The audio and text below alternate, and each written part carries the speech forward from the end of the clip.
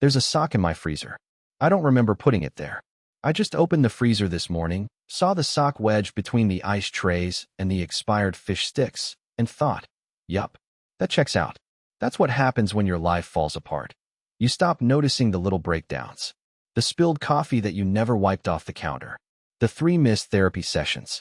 The toothbrush you share with your depression. And yes, the sock in the freezer. I wasn't always like this. I used to iron my shirts. I used to floss. I used to be someone's husband. Then she left. And then, months later, she came back. Pregnant. It was raining when she knocked. Of course it was raining. Like some cosmic joke. I was microwaving leftover chili and watching a documentary about cursed amusement parks. The knock wasn't dramatic. Just 2 soft thuds. I didn't expect her. But there she was, soaked, silent, and round in a way that made my stomach turn. Not because I was surprised she got pregnant. I was surprised she had the audacity to come back. To my door. After what she did. She didn't say a word. Just looked at me with those swollen eyes, like she was the victim in all this. Like she hadn't ripped my heart out and fed it to someone else's Spotify playlist. I didn't invite her in. I just stepped aside. Mistake number 2. The couch talk from hell. She sat on my couch like she still belonged to this house.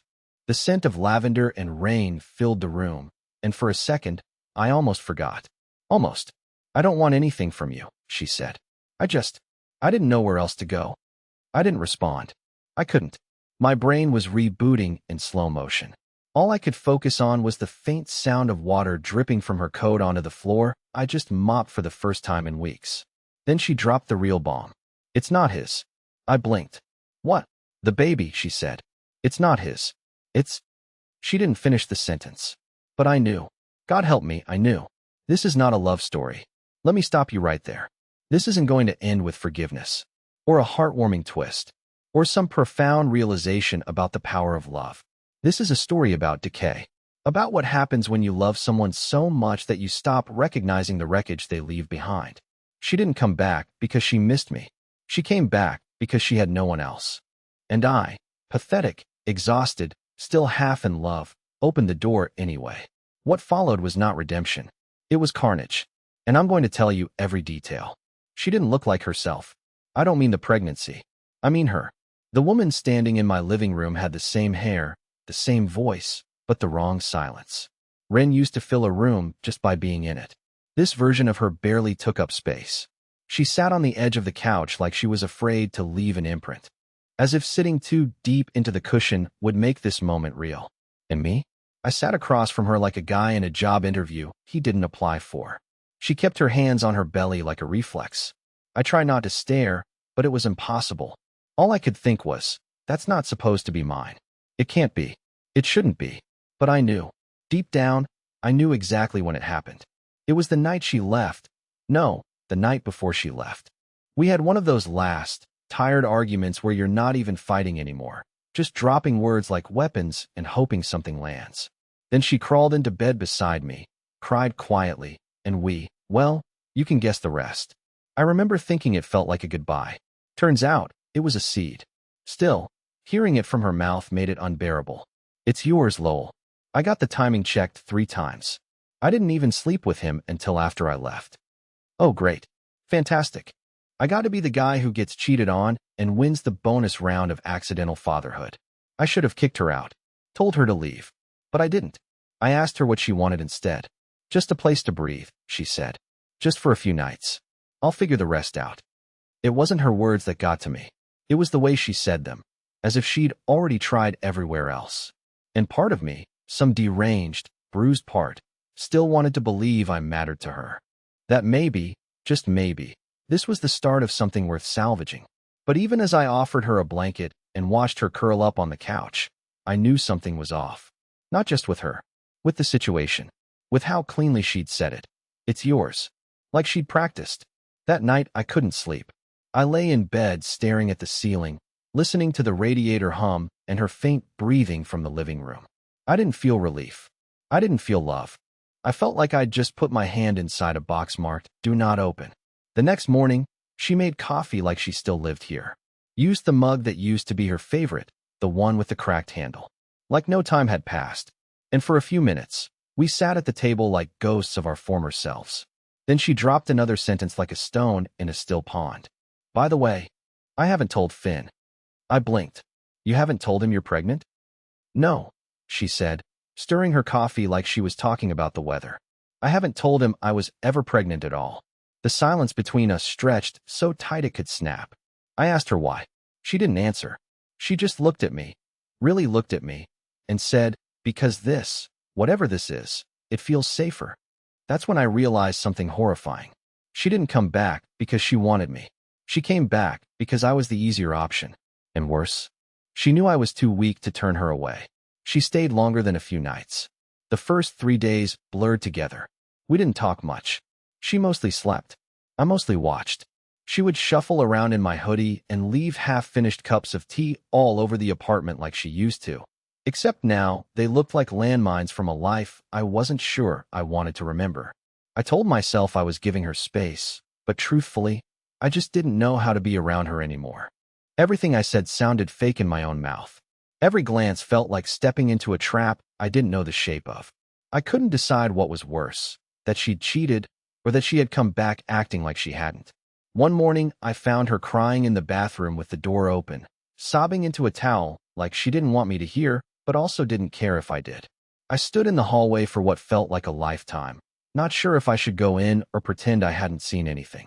In the end, I walked away. I microwaved oatmeal I didn't eat and pretended I wasn't shaking. Later that afternoon, she thanked me for letting her stay. She said it like she'd just remembered it was the polite thing to do. Then she offered to do my laundry. I told her no. She did it anyway. That's when she found the envelope. I'd forgotten it was still in the drawer under the sink. A plain, unmarked manila envelope. Inside were the printouts from the private investigator I hired after she left. Photos of her and Finn, outside his loft, holding hands, her kissing his neck. It wasn't even the cheating that hurt anymore.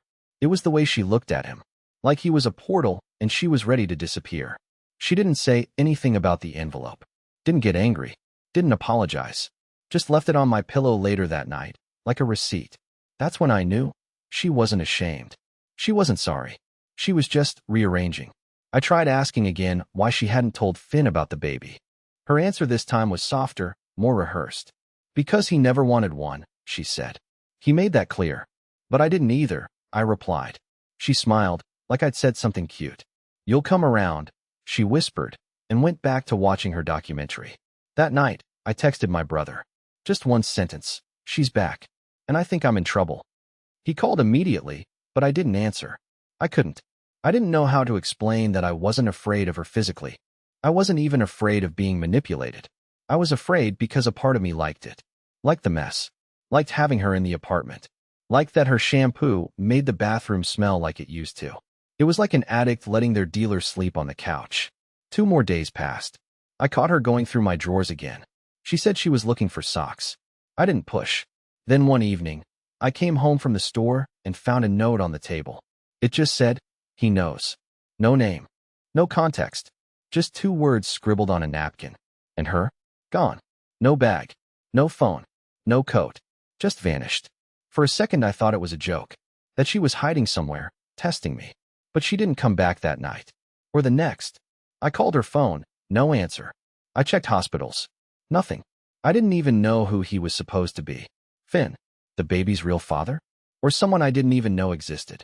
And then, at 3:42 a.m., on the 3rd night, there was a knock at my door. Not a knock, exactly. It was 3 slow taps. The kind of sound you don't forget. And somehow, without checking, I knew that whoever was on the other side wasn't her. I stood at the door for 5 full minutes before I even moved. Not frozen out of fear, at least not the kind you can name, but something more primal. Like my body knew something my mind didn't. The knock hadn't repeated. No pounding. No doorbell. Just those 3 slow taps, spaced too far apart to feel normal. I held my breath and tried to listen for footsteps on the other side, but all I could hear was a sound I couldn't place at first, then realized it was breathing. Not loud, not threatening, just slow and controlled. Someone was standing there, inhaling deeply like they were counting seconds between exhales. I didn't open the door. I backed away, careful not to make the floor creak. I don't know what I expected to happen. Some dramatic bang, glass shattering, yelling, but none of that came. Just more silence. And then, eventually, it stopped. No footsteps walking away. Just nothing. I didn't sleep that night. I sat on the kitchen floor with a hammer in one hand and a flashlight in the other, like some idiot reenactment of a true crime documentary. I thought about calling the cops, but what would I say? My estranged, pregnant ex-wife vanished after leaving me a napkin that said he knows. And now there's a polite breather outside my door? Yeah, no. They'd send me a wellness check and a pamphlet about stress management. By morning, I had convinced myself it was a prank. A neighbor, maybe. Some messed up coincidence. People knock on doors all the time, right? They breathe. Big deal. And yet, I couldn't shake it. Something was wrong. And not just with the knock. With everything. She'd been acting too calm the past few days. Like someone who was expecting a problem to arrive, but didn't want to look surprised when it did. That's what haunted me. Not her tears. Not her silence. But that eerie, passive acceptance. As if whatever was coming, she'd already made peace with it. Around noon, I finally did what I should have done days ago. I called Finn. I still had his number. Got it from one of the PI's reports. I figured if she was hiding something from him, and it involved me, then maybe he had a right to know. Or maybe I was just angry. Angry that I'd let her back in. Angry that I was the cleanup guy while she skipped town without warning. He picked up on the second ring. His voice was quieter than I expected. Like someone who talked a lot with his eyes, not his mouth. When I told him who I was, he didn't sound surprised. Just tired. Then he said, "She's not with me." I paused. "You sure?" He chuckled, but it wasn't funny. "She hasn't been with me since the day she left you." "Not really. She stayed at my place a while. Said she needed time. Then one night she packed a bag and said she was going to fix things." That was over 2 months ago. I told him she showed up pregnant. He didn't say anything for 10 solid seconds. Then, with an edge in his voice I hadn't expected, he said, "Yeah, I figured she would." "What does that mean?" I asked. Another pause. "It means you're not the only one who got that note." My mouth went dry. "Wait, you got a note?" He exhaled. "Same handwriting. Same napkin. Mine just said it's not yours."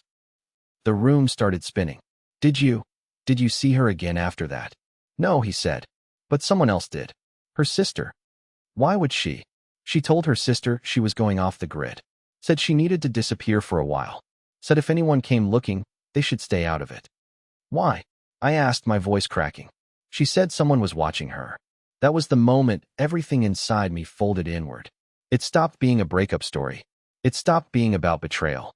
This wasn't about me or Finn or some twisted love triangle anymore.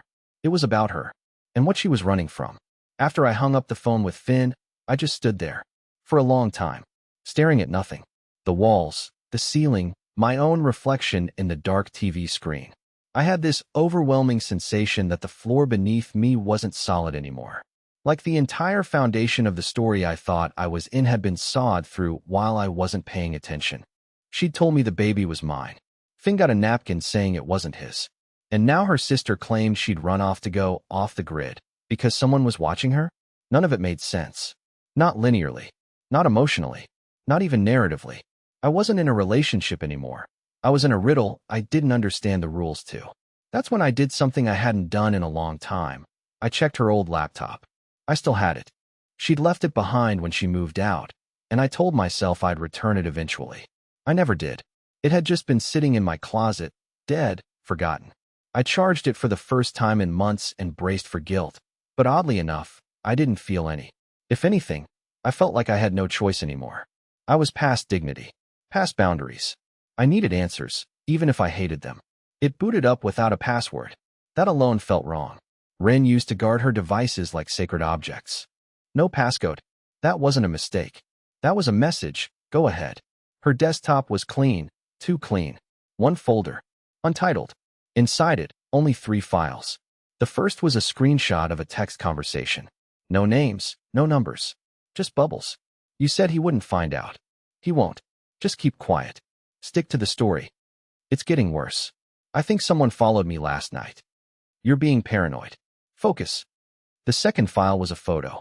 Grainy, badly lit, like it was taken in a rush from across a street.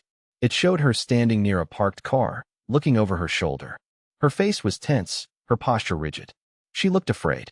Behind her, just barely visible, was a figure in a dark jacket. No face, just the outline. Blurred, Mid-step, almost hidden in the shadows.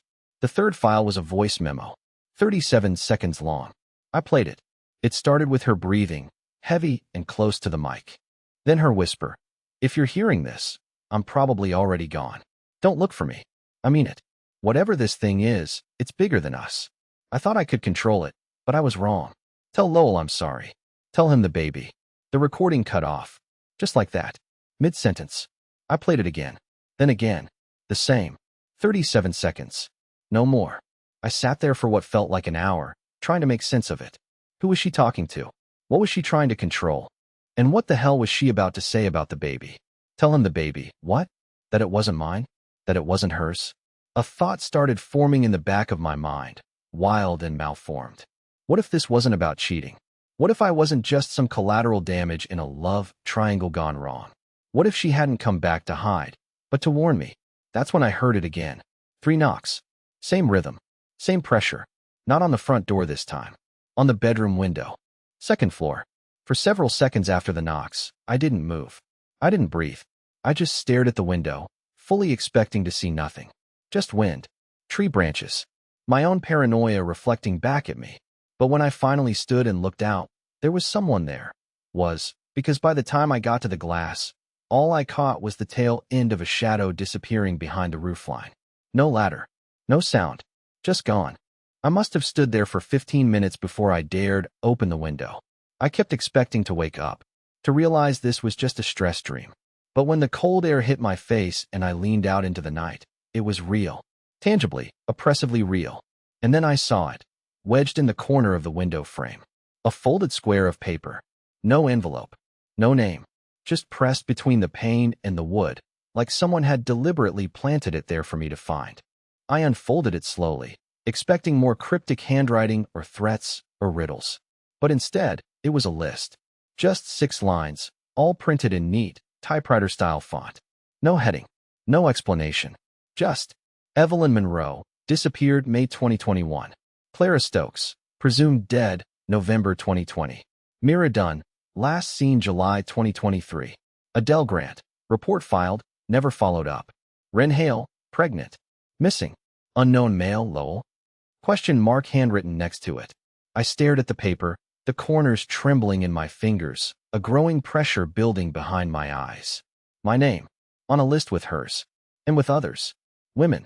All either disappeared, presumed dead, or dismissed without resolution. Some I recognized from local news years ago. A few were just names. But Ren was on that list. Me too. There was no signature. No date. No source. But the message was clear. I was now part of something I didn't understand. I didn't sleep that night, not even close. I sat in the living room with the lights on, and that paper laid out on the coffee table like it was radioactive. I researched the names one by one, expecting to hit a wall of random noise, but each one had a story. Different towns, different years, but the same pattern, unexplained disappearances. Emotional distress in the weeks leading up. Vague reports filed by friends or partners, but nothing stuck. Nothing solved. And one more thing. Each woman was pregnant when she vanished. That part hadn't made the headlines. I had to dig. Local forums, Reddit threads, old missing persons posters that mentioned in need of prenatal care.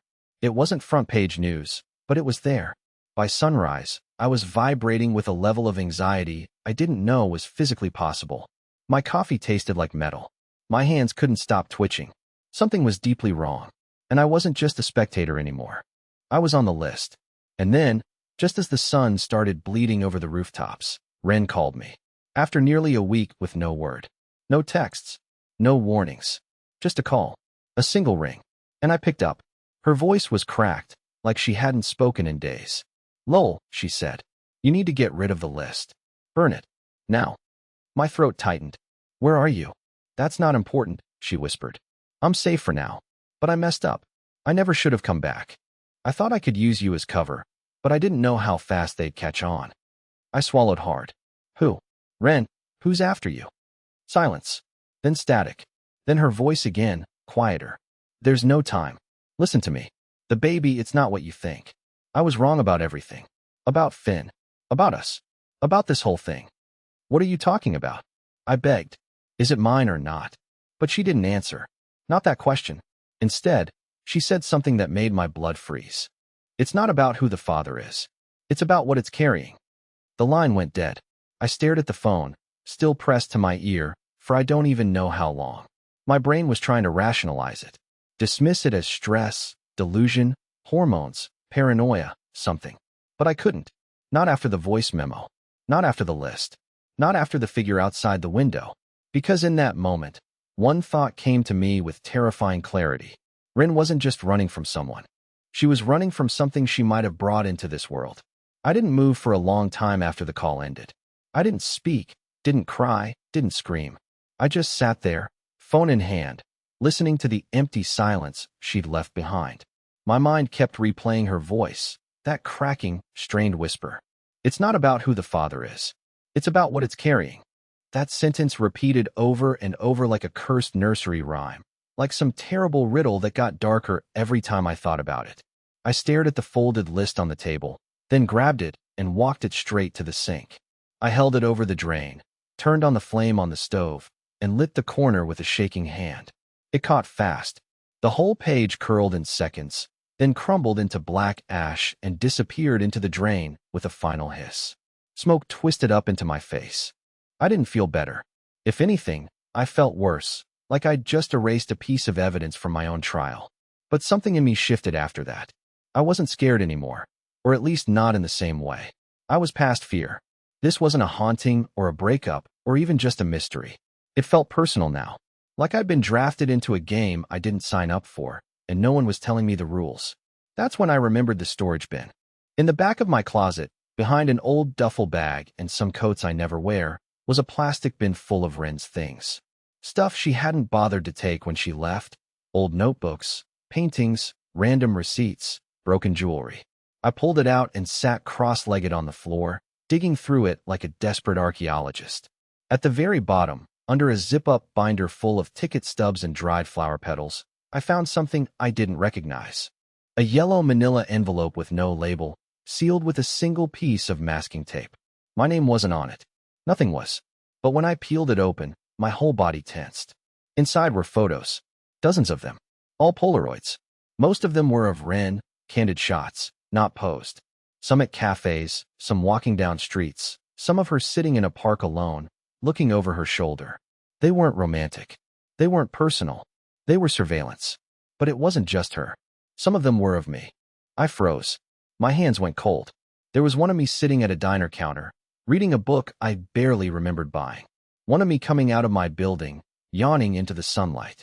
One of me sitting in traffic, staring dead-eyed at a red light. All moments I had no memory of being photographed. No awareness I'd even been watched. But they were me. Undeniably. Real. And then I found the last one. The one that made my stomach twist in a way I can't even describe. It was a Polaroid of Rin and me together.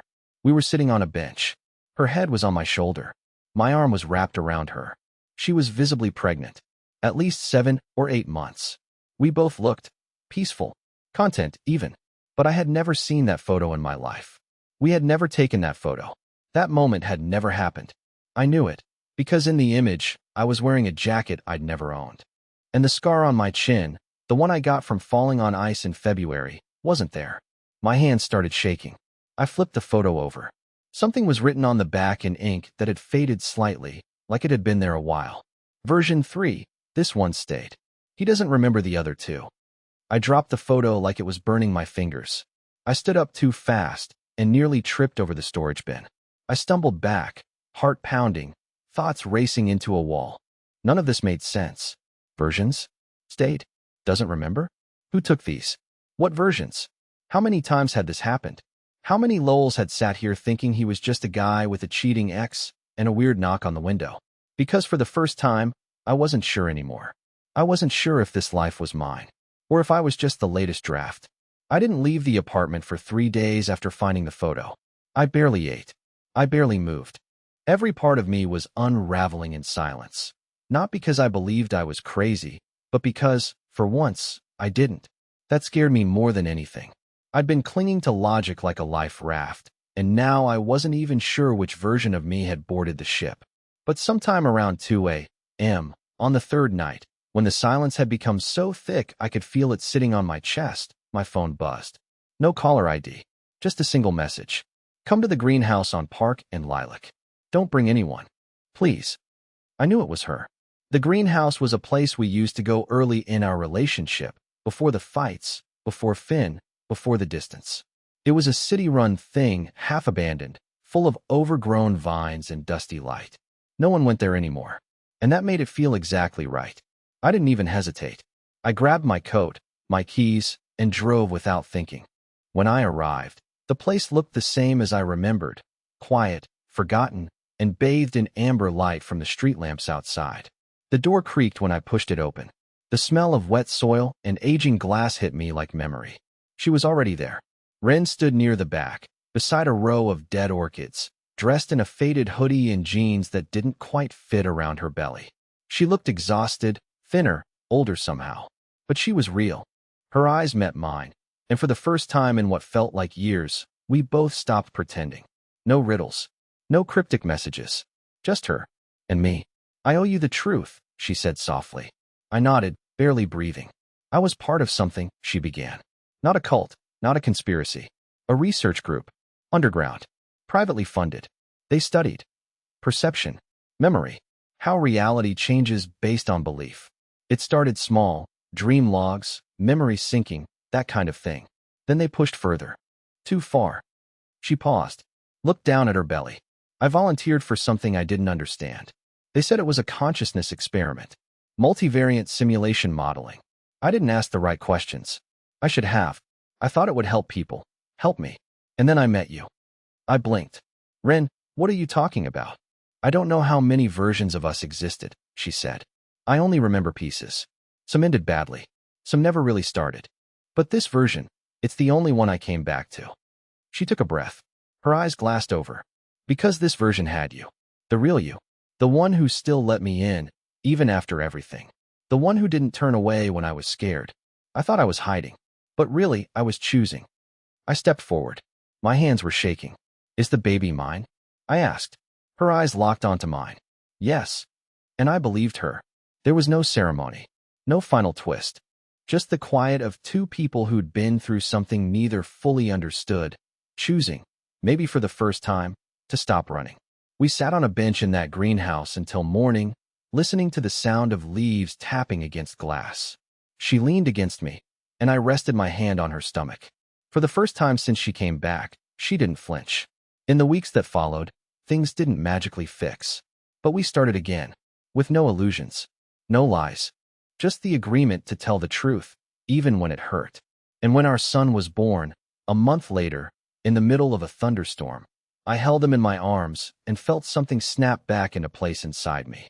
Not a version, not a draft, not a backup file in someone's strange experiment. Me.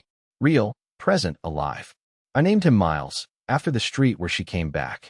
And now, every time I hear his laugh, I know one thing for sure.